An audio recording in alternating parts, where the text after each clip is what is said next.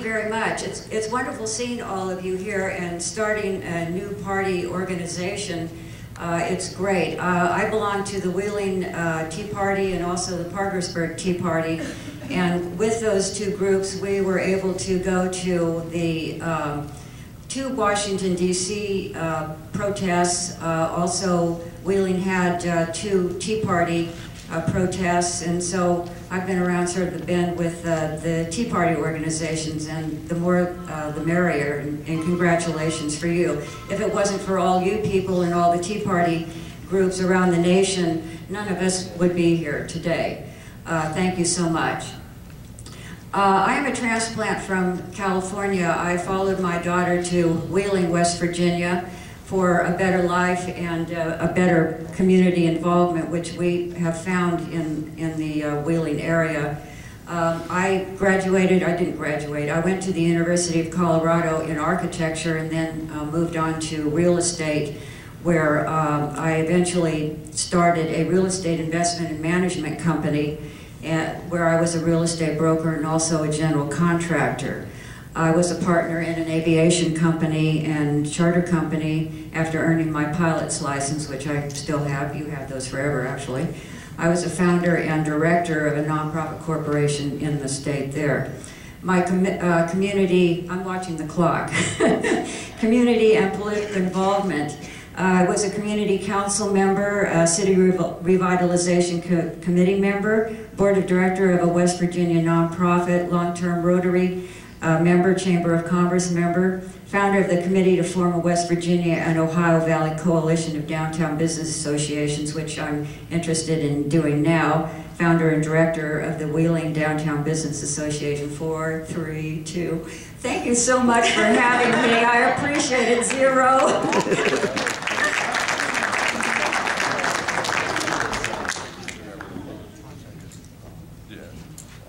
And now, Patricia Levinson. Can I sit? I'm going to sit down, if you don't mind. That way I can sit beside my friends here. My name is Patty Van Gilder Levinson, and I thank you very much for having me back to my hometown today. I was born and raised here and educated here in Fairmont, West Virginia. Probably about half of you may be my relatives, because I'm related to Morgans, the Prickett's, the Turners, the Vincents, and a host of other family names. If I look back far enough, it may be a cousin. Anyway, I have been married for 41 years to the same man, Robert, and we are the very proud parents of 3 sons and 2 grandkids. I've worked most of my life serving customers. I am a retired business founder. We are now living in my husband's family home in Wheeling, West Virginia. I started out to work straight out of high school after I received my degree as a beautician. And yes, I have heard it all. As I advanced myself through different careers, many in sales, I have always been successful by listening. Yes, I listen to my clients. And through listening to their problems, then I was able to come up with options and finally solutions within their budget. And I delivered on my promise, usually more than they expected. You and I are here today because Washington is not listening. I am a religious person. I'm a member of 2 congregations, Temple Shalom in Wheeling and Temple Bethel in Charlotte, the home of my grandkids. I have served when called, like most of you. I've been a religious school teacher and principal. I was elected as president of our sisterhood, and I served in the District 9 of our sisterhood, which is a region that served congregations probably in about 5 states from West Virginia to Indiana. I have served as the president of the Wheeling Belmont County chapter of ADASA, both locally and regionally. That's an international charitable organization that funds our hospital in Israel. Time. That's it. Thank you very much. Thank you. And now, David McKinley.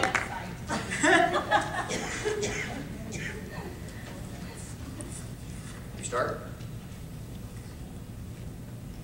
Yeah. Thank you. Thank you for the opportunity to address the group. My name is David McKinley. I'm a lifelong resident of Wheeling and the 7th generation West Virginian. I'm a civil engineer, father of 4 with 5 grandchildren, a husband to my wife Mary, who's a nurse in a local hospital. In the past 16 years since I last held public office, many of our politicians in Washington have betrayed our trust and given us failed policies, creating 10.5% unemployment, excessive spending, and a war on coal that threatens the very economy of our state. I share the pent-up frustrations that are emerging across the country. The cynicisms, the passions are raw. We must harness these human energies and emotions, reject the liberal agenda of Pelosi, Reid, and Obama, and let's take back our country. To that end, our campaign is addressing these issues in specific, concrete terms and using 4 tests. Will the solutions that are proposed, are they cause people to become more or less dependent on government? Will they lead to the private sector creating jobs? How will we pay for them? And are they constitutional? In less than 12 weeks, we conservatives will be deciding who has the prerequisite experience both in public service and running a successful small business to defeat the incumbent, who has arrogantly ignored the constituency of our district and after 28 years in office has become first a yes man to Pelosi and a West Virginian second. I'm asking you for the opportunity to represent this district in Congress. Thank you very much.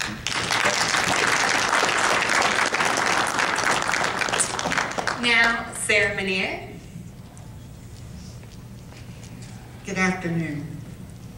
My name is Sarah Manier and I'm running for Congress. I'm originally from Tucker County, but I have since moved to Monongalia County in the Cheat Lake area. I am a widow. I've been a widow. It'll be 12 years in March. First, I want to thank the North Central West Virginia Tea Party for inviting me here this afternoon, and I'd like to welcome all the other candidates that are here today too. Second, I want to thank all of you for coming and engaging in the political process. There has been an awakening among conservative activists over the last year, and I join you in your concern, share your passion, and stand with you in demanding a new direction. Our legislative process is broken. From out-of-control spending to an increasing national debt to an attempt by liberals in Washington to take over our nation's health care. These are definitely misplaced priorities. And Al Mollahan is part of the problem. He's been in Congress for 28 years, 5 presidents, 6 speakers, and a legacy of debt. There is a crowded field of candidates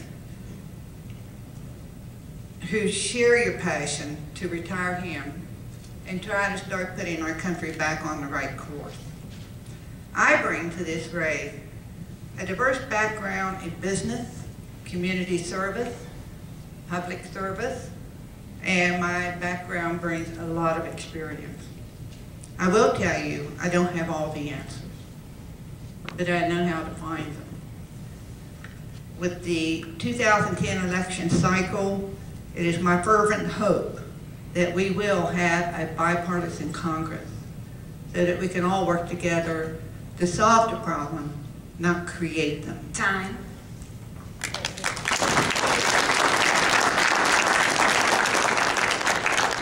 Now, Tom Stark.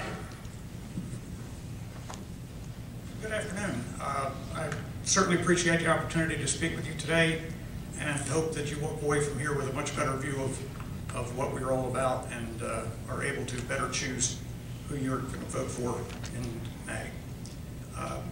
As I said, my name is Tom Stark. I grew up in Baltimore. Spent 4 years in the Air Force when I left home at 17.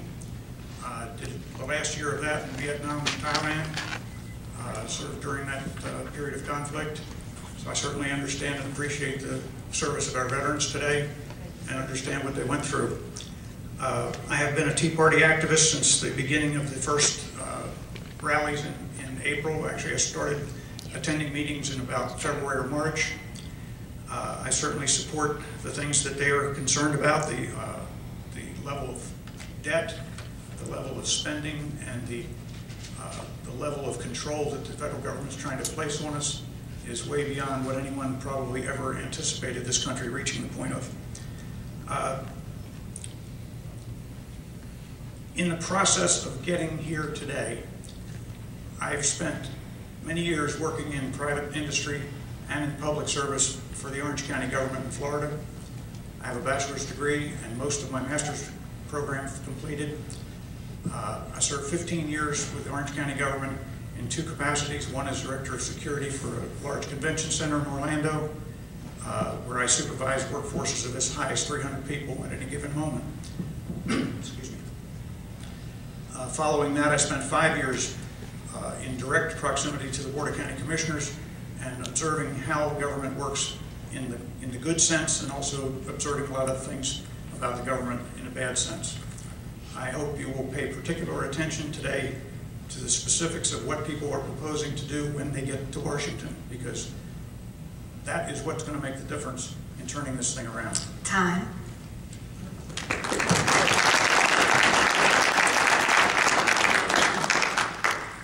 And Mac Warner. Thank you, Laura. Thank you, Ryan. Thank the organizers of the event today. It's a great honor to be here. There's a part of the Declaration of Independence that most people are familiar with. We hold these truths to be self-evident, that all men are created equal, that they're endowed by their Creator with certain inalienable rights, that among these are life, liberty, and the pursuit of happiness. But it's the next part that gets interesting, folks. It's the part that says that to secure these rights, governments are instituted among men, deriving their just powers from the consent of the governed. Isn't that a wonderful concept? That the government works for the people, not the other way around? That's what we need to be. Then it even gets better, all right? That whenever any form of government becomes destructive of these ends, it is the right of the people to alter or abolish it. We're about to alter things, folks. Come November, we're going to alter it.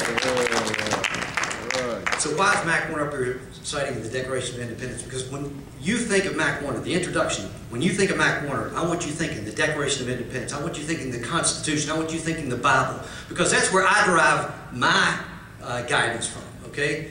I've been trained in the Constitution, an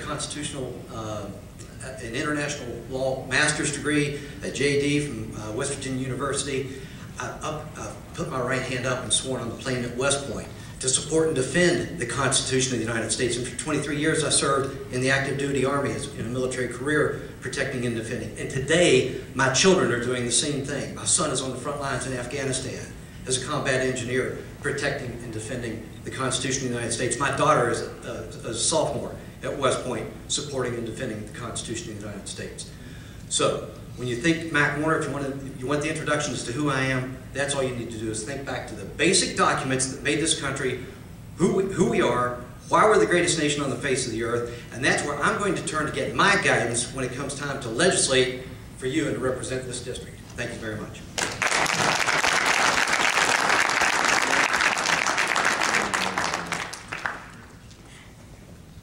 Thank you very much.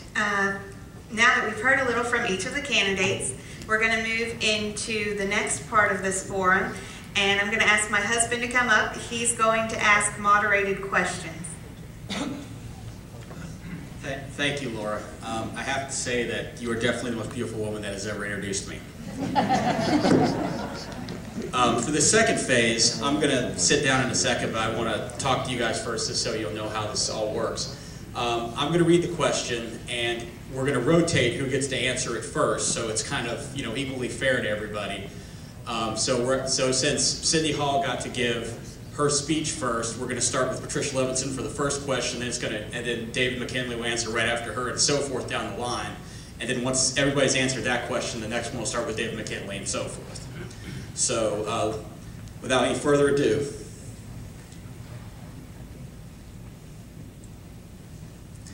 okay, this first question for the panel starts with Patricia Levinson, and the question is, what is your exit strategy to pay off the national debt? Well, it's pretty basic, the way our federal government, can you all hear me? Is this working? Yeah. Okay, now it's working. Okay. It's pretty basic. The way our government gets revenue is by jobs. And it all comes down to that. Job creation is a function of the free market system, not the government. The free market system is not possible without individual freedom, and individual freedom is not possible without free market. What Washington should do is provide a balanced budget within our means, certainty of tax laws and regulation, enforcement of exiting consumer protection laws. Time. Okay. Read it on my website. You tell me how to read it. Okay, and I neglected to explain this at the front end, that these are 30-second questions, so I apologize for not saying that at the beginning. Okay, so next, David McKinley. Same subject. Yep, same question. I believe that the balancing the budget, the federal budget, is a moral imperative. I supported that in the West Virginia legislature, and I called upon the Congress when I was a legislator to force a balanced budget on our country. Because I understand that we've done it before, we've had a balanced budget in the 90s, that we can return to that again. And when we get that balanced budget, we're going to see the expenditures of people in this country, the business community, will start being re-energized again, and they're going to create the jobs. And with the new jobs comes additional revenue. With additional revenue comes the ability to pay down the national debt.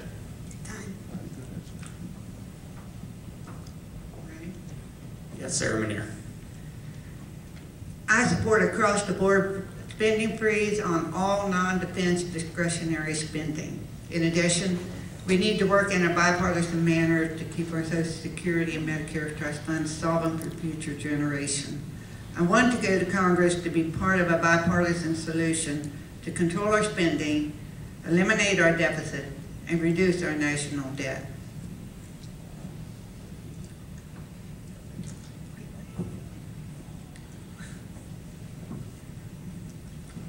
Tom Stark. I believe it's fairly safe to say that the exit strategy for the national debt has to include some significant cuts in spending across the board.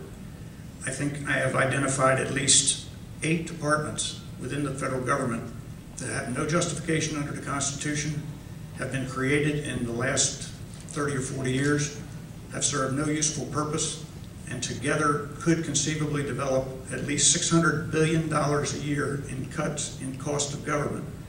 That $600 billion could easily take out $14 trillion worth of debt. Time.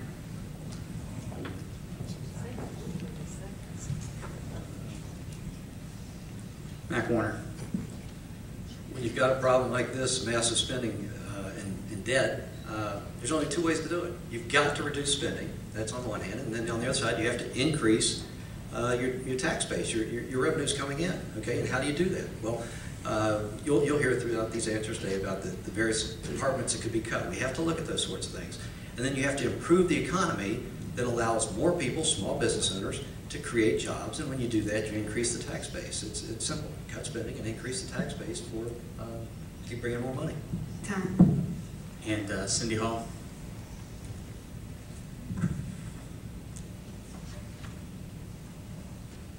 I'm going to do these sort of bulleted so that I can get them quickly.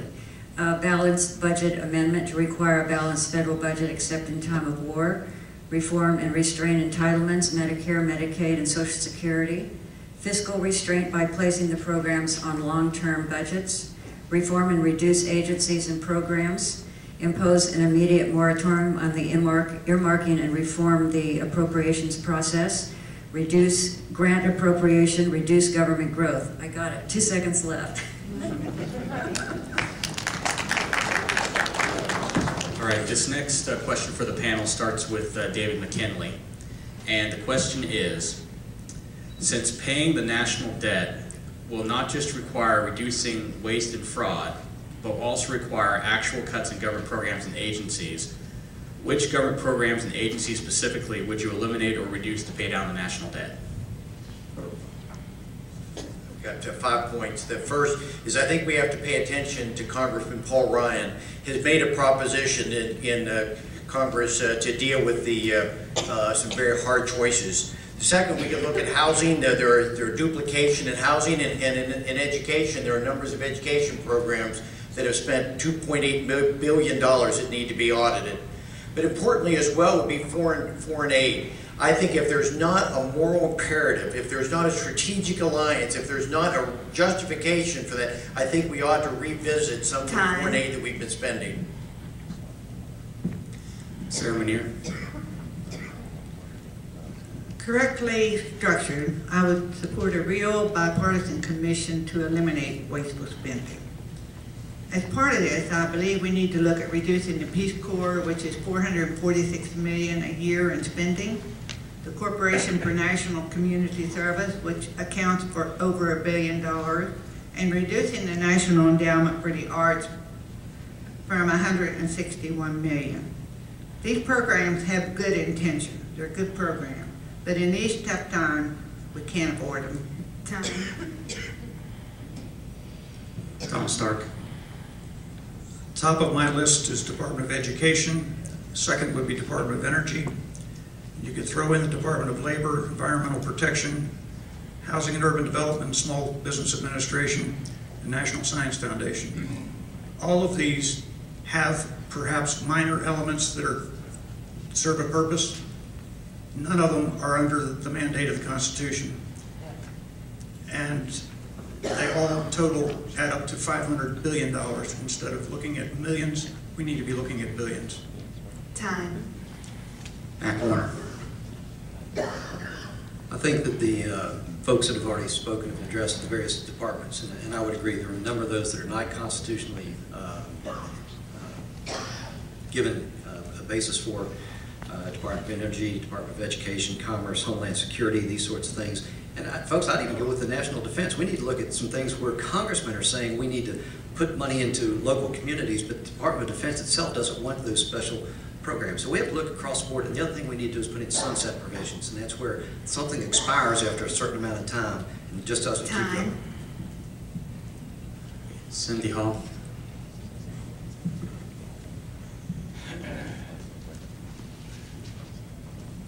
Bulleted points again. Eliminate agencies and programs that are not constitutional. Keep agencies that encompass all states. Children under 5, which provides education or care. 69 separate programs administered by 10 different agencies. It's completely ridiculous and a duplication. Job training. There are 9 separate agencies that administer 44 different programs. Housing assistance to the elderly, 23 separate programs, each with its own overhead. 1 second. Patricia Levinson. There's a couple of things. First of all, we need to pay attention to the Constitution, both 9th and 10th Amendments.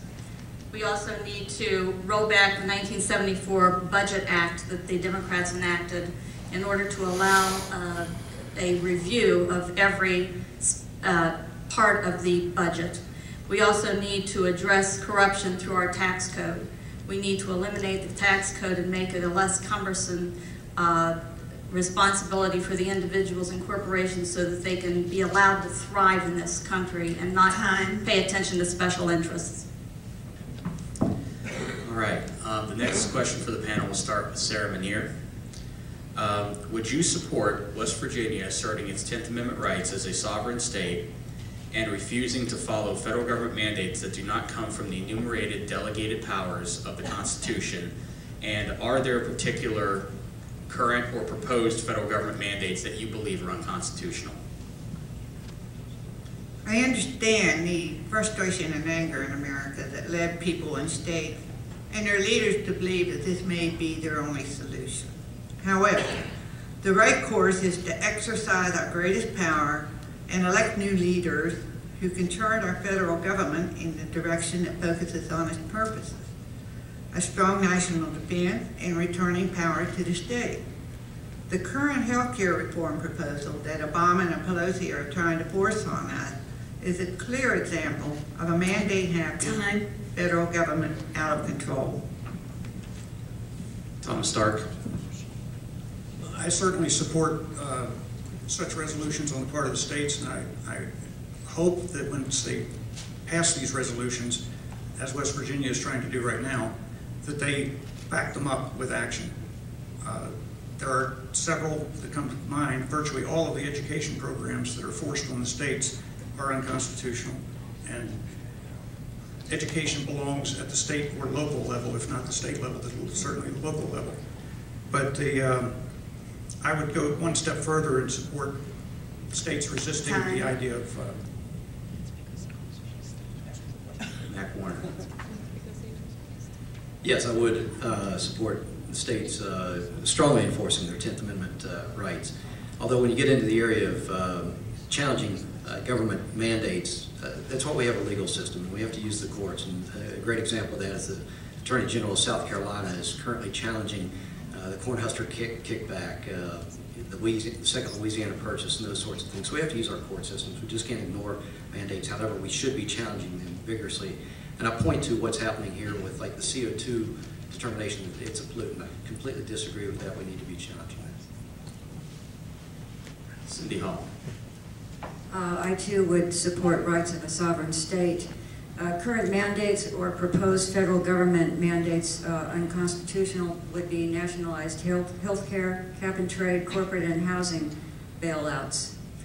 Others too, but those are the top of my list. Thank you. Tricia Levinson. I do believe in the states' rights strongly, and I think that's why we're in a lot of trouble, is because the government has usurped the power of the states and taken upon them and assumed that responsibility for themselves without permission of those who are being governed. So we need to reassert the 10th Amendment, but we do need to use the courts. That's why the court system is set up, is for the ability to protect our rights, and that's what we need to do. There are several issues that I have a problem with in the state and the country at this time. One is the health care bill. David McKinley. This Obamacare is certainly a good example of the unconstitutional mandate. When you look at the fact that they're requiring individuals within states to break the law if they don't carry insurance, possible incarceration, that can't be correct. That can't stand up. There is assistance for needy families that the federal government has said that we'll give you money, but we're going to tell you who qualifies and how much money they get.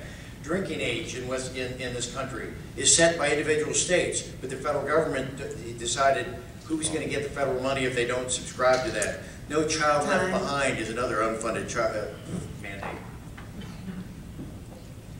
Okay, this next question starts with Tom Stark. Do you support congressional term limits, and do you pledge to vote for a constitutional amendment to enact them? If I were given the choice, I would prefer a federal equivalent to the recall, where the citizens can request a special election through petition drive to remove someone from office long before their term ends. However, given the choice of nothing or term limits, and only those two choices, I would 100% support the term limits. I have made the commitment that I do not want to spend more than 6 years maximum in this office if I were lucky enough to win it. But that is where I stand on that. I would support it in the absence of anything better. Mac Warner. Yes, if ever there were a case for term limits, Alan Mullihan, Jay Rockefeller, Robert C. Byrd, Nick Joe Rahal, folks, if the system were working, we wouldn't be last place in everything, every major category, especially economic indicators. It's time, if something isn't working, you don't keep doing it. That's the definition of insanity, expecting a different result. This isn't working, let's put in term limits, let's get on with it, and change the system so this state has a chance to move ahead. Cindy Hall.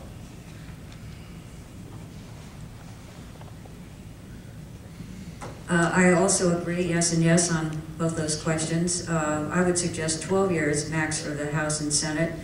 Mullihan was asked the question about term limits, and his reaction to it was that you already have term limits. You can vote for me every 2 years. Do you like that answer? So, fortunately, he will be booted out of Congress shortly. Tricia Levinson. Yes, yes, yes. It breeds corruption. This should be a service, not a career.